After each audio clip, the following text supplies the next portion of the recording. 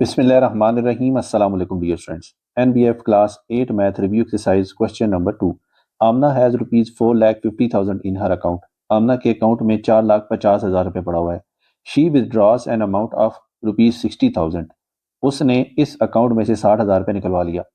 The bank deduct service charges at 0.5%। Bank ने 0.5% service charges लगा दिए जो उसने पैसे उस पर निकालने थे। After 3 years she is paid rupees 5 lakh. 3 साल बाद उसको 5 लाख रुपया बैंक ने दिया। फाइंड, कैलकुलेट कीजिए। Number 1, her profit in 3 years, 3 साल में इसको जो मुनाफा मिला। Number 2, profit rate percentage, profit की परसेंटेज क्या थी। जी स्टूडेंट्स, अकाउंट में जो आमना के पैसे पड़े हुए हैं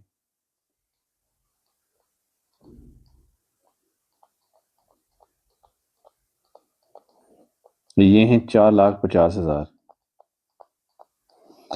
और जो पैसे उसने निकलवाए वो हैं 60,000 और जो डिडक्शन चार्जेस थे वो थे 0.5% ऑफ जो बैंक में अमाउंट पड़ी हुई है,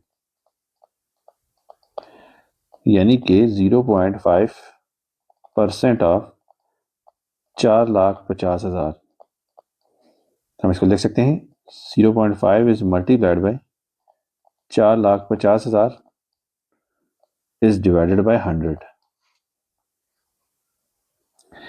तो बैंक ने जो डिडक्शन की वो बनेगी 300 रुपया। अब देखिए रिमेनिंग अमाउंट जो होगी बैंक के 0.5% टैक्स काटने के बाद और 60,000 निकलवाने के बाद वो बनेगी 4,50,000 माइनस 60,000 माइनस 300। ये जो 300 है ये 0.5% है टोटल अमाउंट का जो बैंक के चार्जेस हैं। तो अकाउंट में जो पैसे पड़े हुए हैं वो हैं 3,89,700। बैंक ने जो पैसे पे किए हैं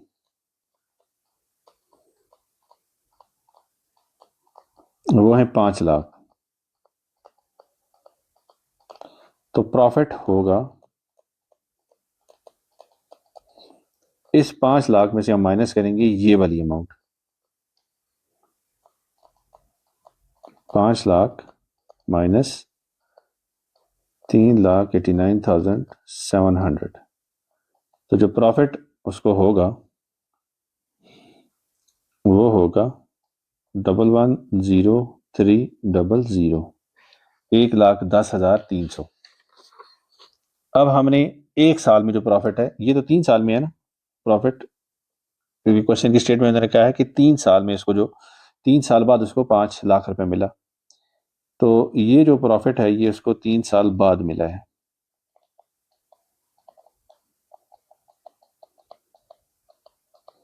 तो अगर हम 1 साल बाद प्रॉफिट देखना चाहें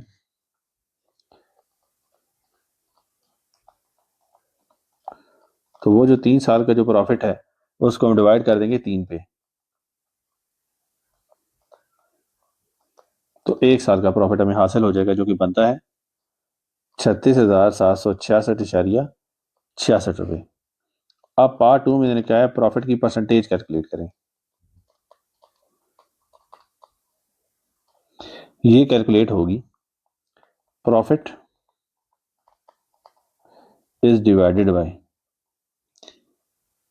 3,89,700 इज मल्टीप्लाइड बाय 100। अब हमने इसको 3,89,700 पे क्यों डिवाइड किया है, ये वो अमाउंट थी जो 60,000 और बैंक के चार्जेस निकालने के बाद 4,50,000 रुपये में बची थी। तो प्रॉफिट था 3,6766.66 is divided bye 3,89,700 is multiplied by 100।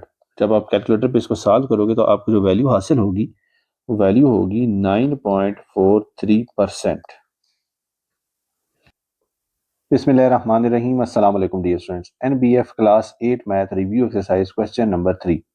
Amount of policy got by a person is rupees 2 lakh at 5% for 20 years. एक आदमी ने अपनी पॉलिसी 2 लाख रुपए की कराई है 20 साल के लिए और रेट है उसका 5%। Family income contract is 1% of policy amount. Family income contract जो है वो पॉलिसी अमाउंट का 1% है और जो पॉलिसी अमाउंट है वो है 2 लाख रुपया। कैलकुलेट कीजिए। Number 1, amount paid by him to company, वो पैसे जो वो कंपनी को पे करेगा। Number 2, amount received by him, वो पैसे कैलकुलेट कीजिए जो उस आदमी को मिलेंगे फ्रॉम द कंपनी से after maturity period, maturity period गुजरने के बाद, और मैच्योरिटी पीरियड है 20 साल जो क्वेश्चन की स्टेटमेंट में पहले से बताया हुआ है। If bonus is 12% of policy amount for 20 years, अगर उसको पॉलिसी अमाउंट का 12% बोनस 20 साल के लिए मिलता रहे, एंड फैमिली बोनस इज 2,40,000, और उसके अलावा फैमिली बोनस भी उन्होंने बताया हुआ है जो कि है 2,40,000। क्वेश्चन की स्टेटमेंट के मुताबिक पॉलिसी अमाउंट है 2 लाख और मैच्योरिटी है 20 ईयर्स में और रेट है 5%। सबसे पहले तो हम ये कैलकुलेट करते हैं कि 5% of 2 lakh for 20 years amount बनती कितनी है। ये होगा 5% ऑफ 2 लाख फॉर 20 ईयर्स। तो 5% 2 लाख का कैलकुलेट करेंगे हम। 5 is multiplied bye 2 lakh is divided by 100, और ये 20 साल के लिए है तो इसको 20 से मल्टीप्लाई कर देंगे। हमें जो वैल्यू हासिल होगी वो होगी 2 लाख। अब देखिए फैमिली इनकम कॉन्ट्रैक्ट भी है। Family income contract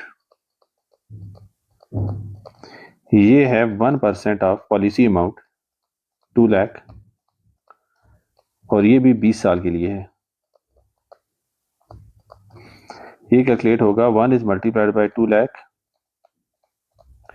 is divided by 100 और ये 20 साल के लिए है। इसको आप कैलकुलेट करोगे तो आपको अमाउंट हासिल होगी 40,000। अब जो पैसे पे करेंगे वो होगी 2 लाख जमा 40,000, ये बनेगा 2,40,000। अब देखिए अब अमाउंट रिसीव्ड बाय हिम हम कैलकुलेट करते हैं।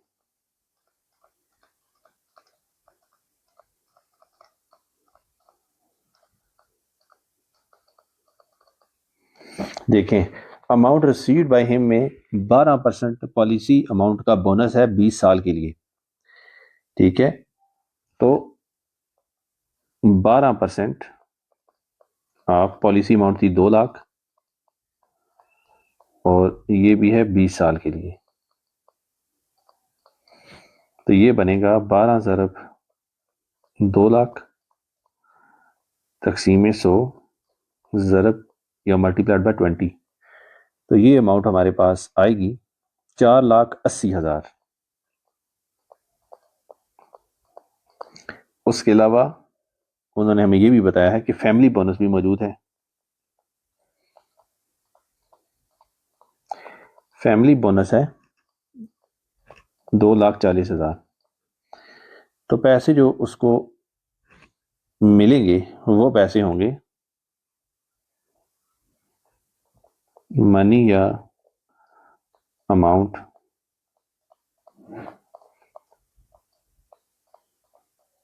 रिसीव्ड होंगे। ये वाले पैसे 4,80,000 जमा 2,40,000 बोनस है जो फैमिली का, तो टोटल अमाउंट जो से मिलेगी वो होगी 7,20,000। बिस्मिल्लाहिर्रहमानिर्रहीम। अस्सलाम वालेकुम dear students. NBF class 8 math review exercise question number 4। Rashida got an insurance policy worth rupees 5 lakh for her car at 4.5% for 3 years. Rashida ने अपनी गाड़ी की इंश्योरेंस 5 लाख रुपए में कराई है 3 साल के लिए, जबकि इसमें जो रेट है पॉलिसी का वो है 4.5%। Find the total premium paid by हर। जितना वो प्रीमियम पे करेगी वो कैलकुलेट करें। Rate of depreciation is 10%। Depreciation rate 10% है। डियर स्टूडेंट, डेप्रिसिएशन का मतलब होता है चीज़ की कीमत में कमी होना। देखिए, जब कार नई ली है तो आहिस्ता आहिस्ता जब पुरानी होगी तो हर साल उसकी कीमत कुछ ना कुछ गिर जाएगी। तो डेप्रिसिएशन ने यही बताया है कि उसकी 10% डेप्रिसिएशन है, कि हर साल उसकी जो कीमत है वो 10% गिर रही है। डियर स्टूडेंट, देखिए, जो पॉलिसी अमाउंट है क्वेश्चन की स्टेटमेंट के मुताबिक वो है 5 लाख, और रेट जो है ये है 4.5%, और मैच्योरिटी पीरियड है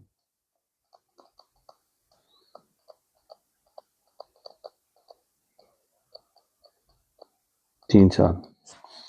अब उसने जो पहला प्रीमियम जमा कराया है, हम वो कैलकुलेट करते हैं। देखिए, फर्स्ट प्रीमियम होगा इसका 4.5% ऑफ 5 लाख। अब हम वो कैलकुलेट करते हैं। 4.5% ऑफ 5 लाख कैलकुलेट होगा 4.5 is multiplied bye 5 lakh divided by 100। तो हमें जो वैल्यू हासिल होगी ये वैल्यू होगी 22,500। अब देखिए डेप्रिसिएशन कितना हुआ।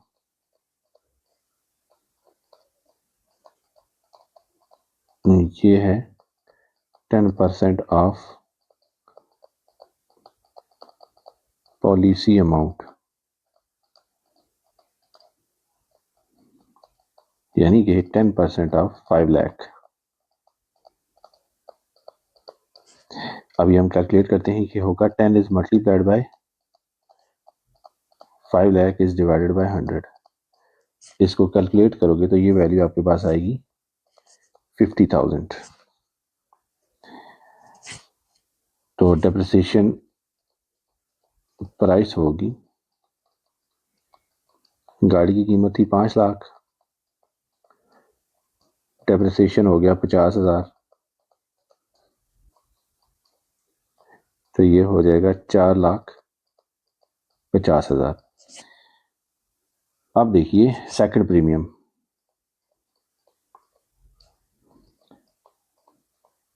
अब सेकंड प्रीमियम इसका कैलकुलेट होगा 4.5% ऑफ, अब इसमें 5 लाख नहीं होगा, 4,50,000 होगा, क्योंकि गाड़ी की कीमत गिर चुकी है। तो ये कैलकुलेट होगा 4.5 is multiplied bye 4,50,000 divided by 100। तो डियर स्टूडेंट्स, इसको सॉल्व करेंगे तो हमें वैल्यू हासिल होगी 20,250। अब देखिए सेकंड प्रीमियम भी आ गया। अब गाड़ी की कीमत अगले साल मजीद कम होगी, तो हम अगेन इसका 10% कैलकुलेट करेंगे। तो 10% ऑफ 4,50,000, ये वैल्यू हमें हासिल होगी 10 is multiplied bye 4,50,000 divided by 100। इसको सॉल्व करेंगे तो हमें वैल्यू हासिल होगी 45,000। तो डेप्रिसिएशन प्राइस होगी 4,50,000 माइनस 45,000,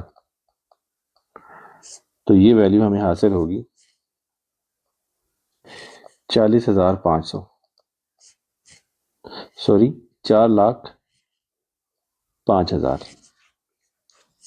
अगेन सॉरी, मैं गलत फिगर पड़ गया था। अच्छा, थर्ड प्रीमियम देखते हैं। अब थर्ड प्रीमियम होगा तो 4.5% कैलकुलेट होगा 4.5 is multiplied bye 4,05,000 divided by 100। इसको सॉल्व करेंगे तो हमें जो वैल्यू हासिल होगी वो होगी 18,225। तो टोटल प्रीमियम जो राशिदा पे करेगी वो होंगे, सबसे पहला प्रीमियम 22,500 प्लस दूसरा प्रीमियम 20,250 और तीसरा प्रीमियम 18,225। इन तीनों वैल्यूज को आप ऐड करोगे तो आपको आंसर हासिल होगा 60,975। बिस्मिल्लाहिर्रहमानिर्रहीम। अस्सलाम वालेकुम dear students. NBF class 8 math review exercise question number 5। 33 men can do 2/3 of a work in 12 days, working 10 hours daily. 33 आदमी किसी काम का 2/3 हिस्सा 12 दिनों में मुकम्मल कर लेते हैं अगर वो 10 घंटे रोजाना काम करें। How much time is required daily to complete remaining work in 6 days? कितना टाइम रोजाना मजदूर काम करें, आदमी काम करें कि वो ये काम 6 दिनों में मुकम्मल कर लें अगर 3 आदमी छुट्टी पे हों या अवेलेबल ना हो। या दूसरे अल्फाज में बताइए कि 30 आदमी रोजाना कितने घंटे काम करें कि वो जो काम बाकी रह गया है वो 6 दिनों में मुकम्मल हो जाए। डियर स्टूडेंट, देखिए हम सपोज करते हैं कि जो टोटल वर्क है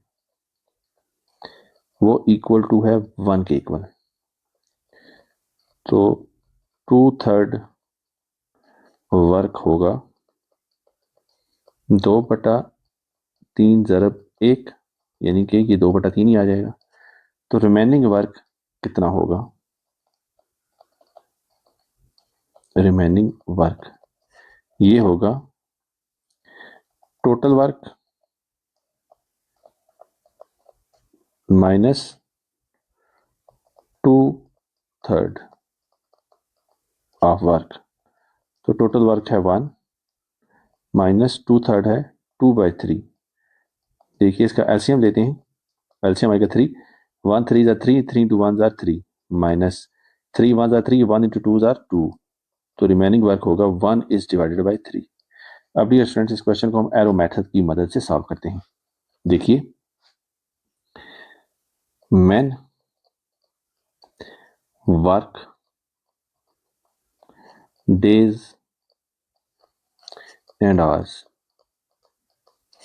क्वेश्चन की स्टेटमेंट के मुताबिक 33 लोग किसी काम का 2/3 हिस्सा 12 दिनों में मुकम्मल करते हैं अगर वो 10 घंटे रोजाना काम करें। अब 3 लोग अवेलेबल नहीं हैं, तो 33 टोटल थे, 3 अवेलेबल नहीं है तो बाकी बच गए 30। 30 आदमी जो बाकी रिमेनिंग वर्क है तो वो हम कैलकुलेट कर चुके हैं, वो बनता था 1/3।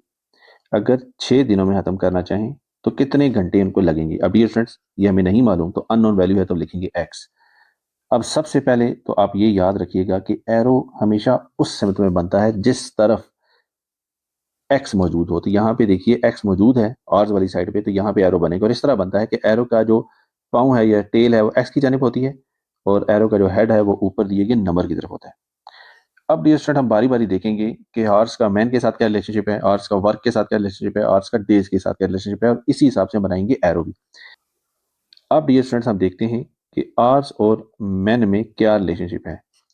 डियर स्टूडेंट्स देखिए, जितने ज्यादा आदमी कोई काम करेंगे काम उतने ही कम घंटों में मुकम्मल होगा। इसका मतलब यह है कि एक क्वांटिटी अगर बढ़ाएं तो दूसरी कम हो रही है, और जितने कम आदमी होंगे उतने ही ज्यादा घंटे लगेंगे काम को मुकम्मल होने में। इट मींस मैन और आर्स के दरमियान जो रिलेशनशिप है वो इनवर्सली प्रोपोर्शनल है। तो जो एरो आर्स वाली साइड पे है उस एरो का उलट बनेगा मैन वाली साइड पे। इसको हम लिखेंगे इस तरह। अब हम देखते हैं कि आर्स और वर्क के दरमियान क्या रिलेशनशिप है।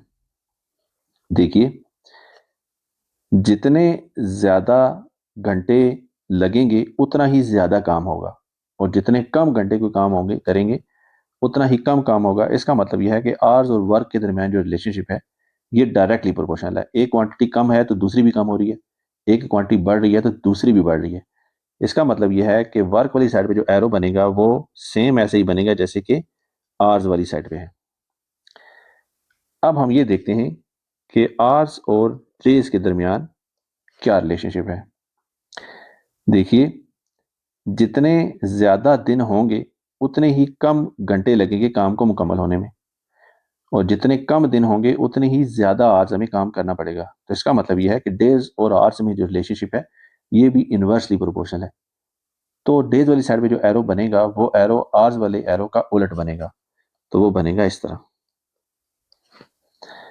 अब डियर स्टूडेंट्स हम बनाते हैं इक्वेशन। अब इक्वेशन ऐसे बनेगी कि एरो की टेल या एरो के पाँव या दुम की तरफ जो वैल्यू होगी वो आएगी ऊपर। तो सबसे पहले हम देखिए आर्स को देखते हैं। सबसे पहले हम आर वाली साइड पे देखेंगे। यहाँ पे देखें एक्स एरो के जो है वो टेल में है और एरो के सर या हेड की तरफ नंबर है 10। तो ये वैल्यू जो है वो आएगी सबसे पहले x is divided by 10 is equal to, देखिए मैन को देखते हैं। अब मैन वाली साइड में देखिए 33 एरो के टेल पे है और हेड पे है 30। तो 33 is divided by 30 is multiplied by 1/3 is divided bye 2/3। यहाँ पे वही कंसेप्ट इस्तेमाल होगा, is multiplied by 12 is divided bye 6। अब ये स्टूडेंट्स इसको हम थोड़ा सिंप्लीफाई करते हैं। 10x के देखिए डिवीजन में है, दूसरी साइड पे जाएगा तो मल्टीप्लाई हो जाएगा। हम इसको लिख सकते हैं x is equal to 33 is divided by 30 is multiplied by 1/3 को ऐसे लिखते हैं 1/3 डिवाइडेड बाय 2/3 है ना, तो जब मल्टीप्लाई इसको लिखेंगे तो ये हो जाएगा 3/2 is multiplied by 12 is divided bye 6। अब हम इसको थोड़ा सा करते हैं सिंप्लीफाई। देखिए 6 1 जार 6 और सॉरी मैंने 10 मल्टीप्लाई नहीं किया, डिवीजन में था तो ये इसको मल्टीप्लाई भी कर देते हैं। 6 1 जार 6 एंड 6 2 जार 12, ये 2 और 2 कैंसिल हो जाएंगे, ये 3 और 3 आपस में कैंसिल हो जाएंगे। 10 1 jar 10 and 10 3 jar 30, 3 1 jar 3 and 3 into 11 jar 33। तो x की वैल्यू आएगी 11। तो x हमने सपोज किया था आर्स वाली साइड पे, तो x is equal to 11 hours. Bismillahirrahmanirrahim. Assalamu alaikum dear students. A contractor got a contract to construct a bridge in 96 days. He employed 40 workers. एक कॉन्ट्रैक्टर को एक ब्रिज 96 दिनों में मुकम्मल करने का कॉन्ट्रैक्ट मिला। उसने 40 वर्कर्स काम पे लगा दिए। After 60 days 2/5 work was completed. 60 दिन गुजरने के बाद काम का 2/5 हिस्सा मुकम्मल था। How many more workers are required to complete the work in specified time. Question की स्टेटमेंट में पूछा गया है कि बताइए मजीद कितने वर्कर चाहिए होंगे इस काम को मुकम्मल करने में। डियर स्टूडेंट्स, क्वेश्चन की स्टेटमेंट के मुताबिक जो टोटल डेज हैं जिनमें ब्रिज ने मुकम्मल होना है वो है 96 डेज। देखिए 60 डेज पास्ट, 60 दिन तो गुजर गए, तो जो रिमेनिंग डे होंगे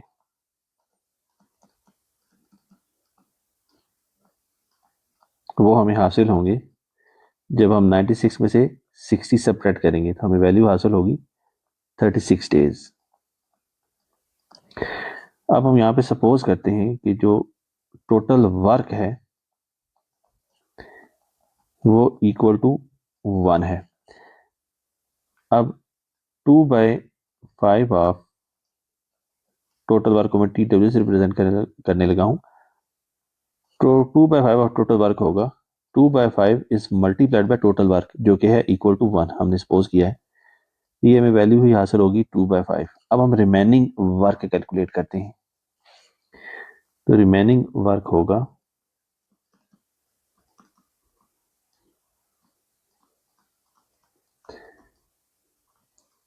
total work minus completed work, जितना कंप्लीट हुआ है। तो रिमेनिंग वर्क होगा 1 माइनस 2/5। इसका हम एलसीएम लेते हैं। एलसीएम आएगा 5, 1 5 जार 5, 5 into 1 आर 5 माइनस 5 1 जार 5, 1 into 2 आर 2। तो 5 माइनस 2 होता है 3 is divided by 5। Dear student, इस क्वेश्चन को हम एरो मेथड की मदद से सॉल्व करेंगे। देखिए डेज, वर्क और वर्कर्स। 60 दिनों में काम का 2/5 हिस्सा मुकम्मल हुआ और वर्कर लगे 40। अब 60 दिन गुजर गए तो 96 दिनों में पुल मुकम्मल करना था, बाकी रह गए 36 दिन और काम जो रह गया वो होगा 3/5 क्योंकि रिमेनिंग वर्क हमने कैलकुलेट कर लिया है। तो कितने मजदूर चाहिए होंगे हमें नहीं मालूम। या दूसरे अल्फाज में 36 दिनों में 3/5 हिस्सा काम का मुकम्मल करना है, तो कितने मजदूर या कितने वर्कर चाहिए होंगे इस काम को मुकम्मल करने में। डियर स्टूडेंट्स, एरो बनाने के लिए सबसे पहले तो एरो उस साइड पे बनता है जिस साइड पे होता है एक्स, और ऐसे बनता है कि एरो की जो टेल है या दुम है या पाँव है वो होता है एक्स की तरफ और उसका जो सर होता है वो होता है ऊपर दिए गए नंबर की तरफ। उसके बाद हम ये देखेंगे कि वर्कर का डेज में क्या रिलेशनशिप है और वर्कर का वर्क के साथ क्या रिलेशनशिप है, और इसी हिसाब से हम बाकी एरोज भी बनाएंगे। अब देखिए हम ये देखते हैं कि वर्कर्स और डेज में क्या रिलेशनशिप है। अब देखिए किसी काम को करने में जितने ज्यादा वर्कर्स होंगे वो काम उतने ही कम दिनों में मुकम्मल होगा। इसका मतलब यह है कि एक क्वांटिटी बढ़ा रहे हैं तो दूसरी क्वांटिटी कम हो रही है। इसी तरह जितने कम वर्कर्स को काम कर रहे होंगे वो काम को उतने ही ज्यादा दिन लगा के मुकम्मल करेंगे। इट मीन्स डेज और वर्कर्स में रिलेशनशिप है इनवर्स, यानी कि उलट। तो जो एरो बना हुआ है वर्कर्स वाली साइड पे, इसका इनवर्स या उलट बनेगा डेज वाली साइड पे, तो वो एरो इस तरह होगा। अब हम ये देखते हैं कि वर्कर्स और वर्क में क्या रिलेशनशिप है। अब डियर स्टूडेंट्स देखिए, जितने ज्यादा वर्कर्स किसी काम को करने में लगे होंगे वो काम उतना ही ज्यादा होगा। इसका मतलब यह है कि वर्कर्स की तादाद बढ़ाने से काम भी ज्यादा काम वो करेंगे। तो इसका मतलब ये हुआ कि वर्कर्स और वर्क में जो रिलेशनशिप है वो डायरेक्टली प्रोपोर्शनल है। डायरेक्टली प्रोपोर्शनल का मतलब यह है कि एक क्वांटिटी बढ़े तो दूसरी भी बढ़ेगी। तो वहां पे वर्क वाली साइड पे जो एरो आएगा वो सेम ऐसा ही आएगा जो वर्कर्स वाली साइड पे है, इस तरह। अब हम बनाते हैं इक्वेशन। अब ये स्टूडेंट्स इक्वेशन ऐसे बनती है कि जो वैल्यू होती है एरो के पांव की तरफ वो ऊपर आती है, जैसे कि वर्कर्स वाली साइड पे देखिए एक्स ऊपर आएगा इज डिवाइडेड बाय 40 आएगा नीचे, is equal to 2 3 is divided by 5 is divided by 2 by 5 is multiplied by 60 divided by 36। अब देखिए 40 एक्स के साथ डिवीजन में है, इक्वेशन की दूसरी साइड पे जाएगा तो ये मल्टीप्लाई हो जाएगा। हम इसको लिख सकते हैं एक्स इज इक्वल टू, अब ये जो 3/5 है ना, इसको हम 3/5 लिखते हैं, इज मल्टीप्लाइड बाय, और डिवीजन में 2/5 था, जब मल्टीप्लाई को लिखेंगे मल्टीप्लाई की तरह तो इसको उल्टा लिख देंगे 5/2 is multiplied by 60 is divided by 36 is multiplied bye 40। अब इसको हम सिंप्लीफाई करते हैं, 5 5 से कैंसिल हो गया, 2 1s are 2 and 2 into 30s are 60, तो 6 6 are 36, 6 into 5 are 30, 2 1s are 2 and 2, sorry 3 1s are 3 and 3 2s are 6 and 2 1s are 2 and 2 into 20s are 40। तो जो हमारे पास x बचा, x की जो वैल्यू होगी वो होगी 5 इज मल्टीप्लाइड बाय 20, तो x हमें हासिल होगा 100, और x हमने सपोज किया था वर्कर्स, तो वर्कर्स हमें चाहिए होंगे 100। बिस्मिल्लाहिर्रहमानिर्रहीम, अस्सलाम वालेकुम dear students. NBF class 8 math review exercise question number 7। Rehan and Saeed started a business with rupees 50,000 and 40,000 respectively. Rehan और सईद ने एक बिजनेस स्टार्ट किया है जिसमें रेहान ने 50,000 जबकि सईद ने 40,000 रुपये इन्वेस्ट किया है। After 6 month Saeed took his money back, 6 महीनों बाद सईद ने अपने पैसे वापस ले लिए। एंड आसिम ज्वाइंड रेहान, और आसिम ने रेहान को ज्वाइन कर लिया विद एन इन्वेस्टमेंट ऑफ 70,000, 70,000 रुपये इन्वेस्ट करके। They got a profit of rupees 63,000, उन्होंने 63,000 रुपये का प्रॉफिट हासिल किया at the end of year, साल के आखिर में। Find the share of each, उन तीनों का शेयर बताइए उस प्रॉफिट में। क्वेश्चन की स्टेटमेंट के मुताबिक रेहान ने 50,000 की इन्वेस्टमेंट की पूरे साल के लिए। रेशो सईद ने 40,000 इन्वेस्ट किया सिर्फ 6 महीनों के लिए, और जब सईद गया तो आसिम आ गया। तो सईद चूंकि 6 महीने बाद चला गया था और इन्वेस्टमेंट पूरे साल की थी, तो आसिम ने जो 70,000 इन्वेस्ट किया वो भी 6 महीनों के लिए था। अब हम इन तीनों वैल्यूज को 10,000 पे डिवाइड करते हैं।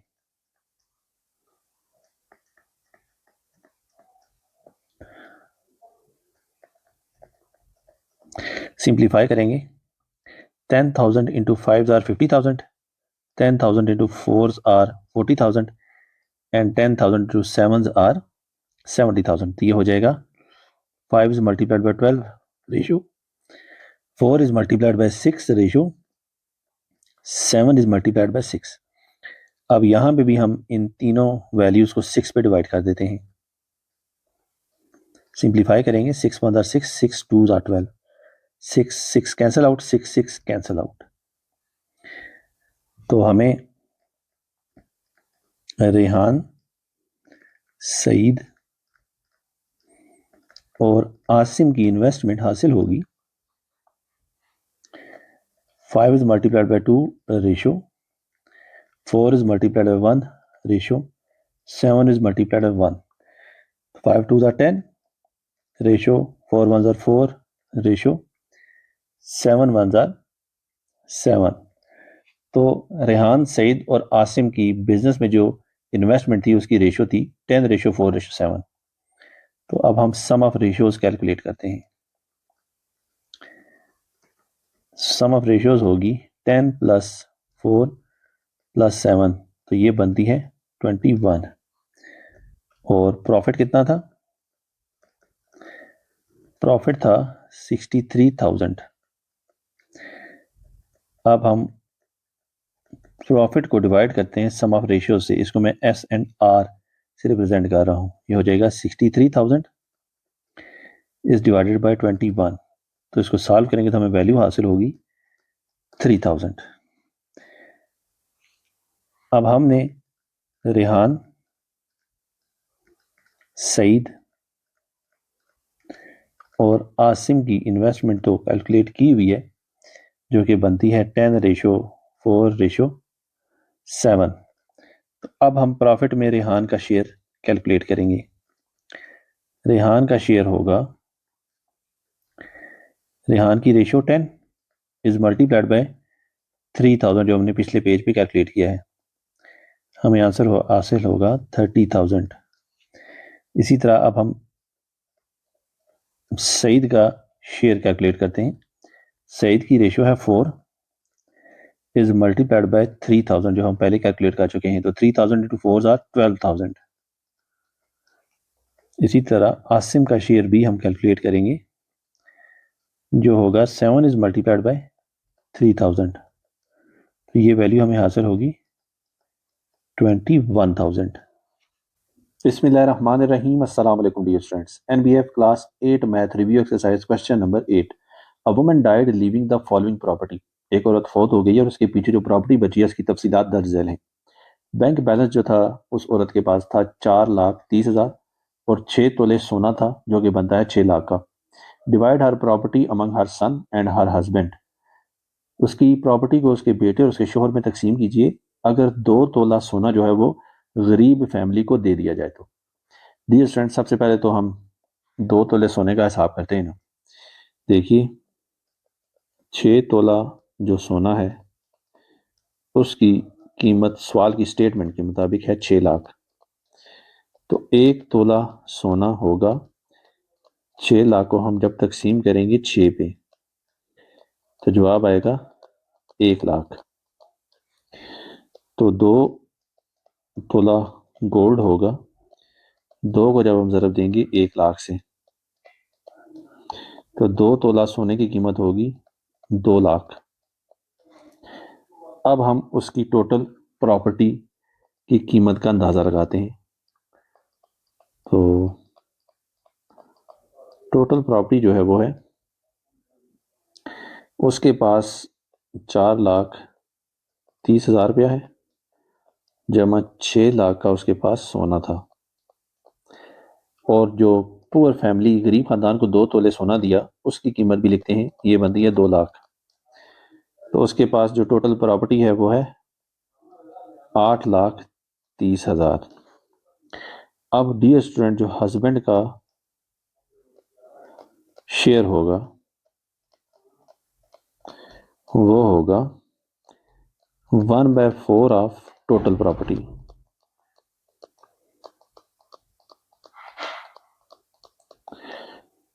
तो 1/4 इज मल्टीप्लाइड बाय हम टोटल प्रॉपर्टी से कर देंगे और टोटल प्रॉपर्टी हमने कैलकुलेट की है 8,30,000. तो जब आप कैलकुलेटर पे इसको सिंप्लीफाई करोगे तो हस्बैंड का शेयर हासिल होगा हमें 2,07,500. अब बाकी जितनी भी दौलत बची है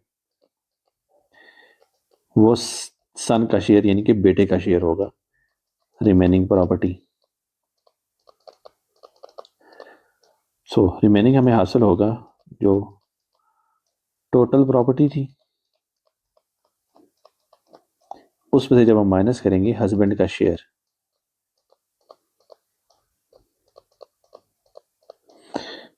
तो टोटल प्रॉपर्टी थी 8,30,000। हस्बैंड का शेयर हमने कैलकुलेट किया है 2,07,500। तो बेटे को जो हिस्सा मिलेगा वो मिलेगा 6,22,500 जब हम इन दोनों वैल्यूज का सोल्यूशन निकालेंगे कैलकुलेटर पे। बिस्मिल्लाहिर्रहमानिर्रहीम, अस्सलाम वालेकुम dear students. NBF class 8 math review exercise question number 9। A man bought 15 kg rice at 5% discount for rupees 1,520। एक आदमी ने 15 किलो राइस 5% डिस्काउंट पे 1,520 रुपये में खरीदे। 10 kg sugar at 4% discount for 960। 10 किलो शुगर उसने 4% डिस्काउंट पे 960 के खरीदे। And 20 kg flour at discount of 5% for 1,235। और 20 किलो आटा उसने 5% डिस्काउंट पे 1,235 का खरीदा। क्वेश्चन की स्टेटमेंट में हमें कहा गया है कि फाइंड कीजिए mark price of each item, her item की जो असली कीमत है। Discount for each item, her item पे जो डिस्काउंट हुआ है वो, एंड टोटल डिस्काउंट, और इन तीनों आइटम्स पे जो डिस्काउंट बना है उनका सम क्या है। डियर स्टूडेंट्स, ये जो आपको अमाउंट्स नजर आ रही है ना, डिस्काउंट ऑफ 1,520, 960 और 1,235, ये वो कीमतें हैं जो डिस्काउंट हासिल होने के बाद मिली हैं। तो सबसे पहले तो हम राइस के बारे में डिस्कस करते हैं। देखिए, मार्क प्राइस या ओरिजिनल प्राइस माइनस डिस्काउंट, ये सेल प्राइस है। अब हम सपोज करते हैं कि जो मार्क प्राइस या ओरिजिनल प्राइस है वो है एक्स, माइनस डिस्काउंट था राइस पे 5% ऑफ मार्क प्राइस। तो 5% ऑफ मार्क प्राइस होगा 5% ऑफ एक्स, क्योंकि एक्स हमने सपोज किया है मार्क प्राइस का, और सेलिंग प्राइस है चावलों की 1,220। हम इसको लिख सकते हैं एक्स माइनस, अब देखिए 5% ऑफ एक्स होगा 5 is multiplied by x is divided by 100 is equal to 1,520। इसको फर्दर हम सॉल्व करते हैं। इक्वेशन को दोबारा लिखते हैं, x is divided by 1 minus 5x by 100 is equal to 1,520। अब हम यहाँ पे लेते हैं एलसीएम। 100 और 100 and 102x are 100x minus 100 ones are 100 and 1 into 5x are 5x is equal to 1,520। हमें जो वैल्यू हासिल होगी वो होगी 95x इज डिवाइडेड बाई 100। जब 100x में से 5x सब्ट्रैक्ट होंगे तो पीछे बचेगा 95x इज इक्वल टू 1,520। अब देखिए 100 यहाँ डिवीजन में है, क्वेश्चन की दूसरी साइड पे जाएगा तो मल्टीप्लिकेशन में चला जाएगा। इसी तरह 95 यहाँ मल्टीप्लाई और x से क्वेश्चन की दूसरी साइड पे जाएगा तो डिवीजन में चला जाएगा। तो यहाँ से हमें x की वैल्यू हासिल होगी 1,520 ज़रब 100 तकसीम 95। और डियर स्टूडेंट, जब आप इसको कैलकुलेटर पे फर्दर सॉल्व करोगे तो x की वैल्यू आपको हासिल होगी 1,600, जो कि है मार्क्ड प्राइस ऑफ राइस। अब यहाँ पे देखिए डिस्काउंट, ये जो वैल्यू लिखी हुई है ये डिस्काउंट है किस पे, राइस पे। तो डिस्काउंट था 5x इज डिवाइडेड बाय 100, तो जहां पे x है वहां पे हम 1,600 लिख देते हैं। x into 1,600 is divided by 100। 100 बार 100 एंड 100 टू 16 आर 1,600, और 16 को जब आप 5 से मल्टीप्लाई करोगे तो आपको वैल्यू हासिल होती है 80। अब डियर स्टूडेंट्स, ये तो था राइस का मामला। अब हम बात करते हैं शुगर की। सेम वही प्रिंसिपल यूज होगा, marked price minus discount is equal to selling price. अब हम सपोज करते हैं कि जो शुगर है इसकी जो मार्क्ड प्राइस है ये है एक्स माइनस, अब शुगर पे क्वेश्चन की स्टेटमेंट के मुताबिक 4% डिस्काउंट था, तो x minus 4% of marked price, और मार्क प्राइस हमने क्या सपोज किया था, x is equal to selling price है 960 रुपये। तो 4% ऑफ x हासिल होगा, 4 is multiplied by x is divided by 100 is equal to 960। इसका हम देते हैं LCM. 100 are 100 into x are 100x minus 101 are 101 into 4x are 4x is equal to 960। तो 100x में से जब 4x जाएंगे तो हमें हासिल होगा 96x is divided by 100 is equal to 960। अब देखिए 96x से मल्टीप्लाई हो रहा है, क्वेश्चन की दूसरी साइड पे जाएगा तो डिवीजन में चला जाएगा, 100 डिवीजन में है, क्वेश्चन की दूसरी साइड पे जाएगा तो ये मल्टीप्लाई हो जाएगा, हमें वैल्यू हासिल होगी x is equal to 960 is multiplied by 100 is divided by 96। Simplify करते हैं, 96 1s are 96 and 96 into 10s are 960, 10 into 100s are 1000। तो 1000 थी मार्क प्राइस ऑफ शुगर। अब यहाँ पे देखिए स्टूडेंट्स, जो डिस्काउंट है वो है 4x बाई 100। तो अब हम शुगर में डिस्काउंट कैलकुलेट करते हैं। डिस्काउंट है 4 into x is divided by 100। सो ये हमें हासिल होगा 4 इंटू एक्स हम लिखेंगे 1000 is divided by 100। So 100 1s are 100 and 100 into 10s are 1000 और 10 इंटू 4s आर 40।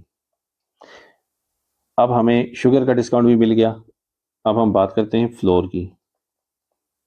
सेम वही फार्मूला लगाएंगे कि mark price minus discount is equal to selling price. हम सपोज करते हैं कि जो फ्लोर है, ये जो आटा है, इसकी मार्क प्राइस है x माइनस क्वेश्चन की स्टेटमेंट के मुताबिक जो फ्लोर में डिस्काउंट मिला वो है 5%। तो ये 5% किसका है, ऑफ मार्क प्राइस, और मार्क प्राइस हमने क्या सपोज किया है, x। तो ये हो जाएगा 5% of x is equal to selling price. अब सेलिंग प्राइस क्वेश्चन की स्टेटमेंट में हमें बताई गई है, सेलिंग प्राइस है 1235। तो हमें हासिल होगा x माइनस 5% ऑफ x होगा 5 into x is divided by 100 is equal to 1235। अब इसका हम एलसीएम लेते हैं, 100 are 100 and 100 to x are 100x minus 100 1s are 100 and 1 to 5x are 5x is equal to 1235।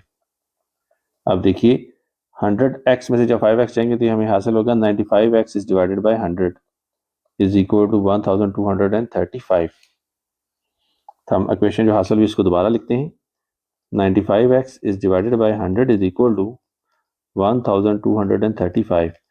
अब देखिए 100 डिवीजन में है, इक्वेशन की दूसरी साइड पे जाएगा तो मल्टीप्लाई हो जाएगा। इसी तरह 95 मल्टीप्लाई हो रहा है, इक्वेशन की दूसरी साइड पे जाएगा तो डिवीजन में चला जाएगा। हम इसको लिख सकते हैं x is equal to 1235 is multiplied by 100 is divided by 95। तो जब आप इसको सिंप्लीफाई करोगे तो आपको जो वैल्यू हासिल होगी वो होगी 1300, और ये जो x था वो था मार्क्ड प्राइस ऑफ फ्लोर। अब देखिए डिस्काउंट है 5x इज डिवाइडेड बाई 100। तो जहां x है वहां पे हम 1300 लिख देते हैं is divided by 100। So 100 1s are 100 100 into 13s are 1300 and 13 into 5 हमें हासिल होगा 65। अब ये टोटल डिस्काउंट होगा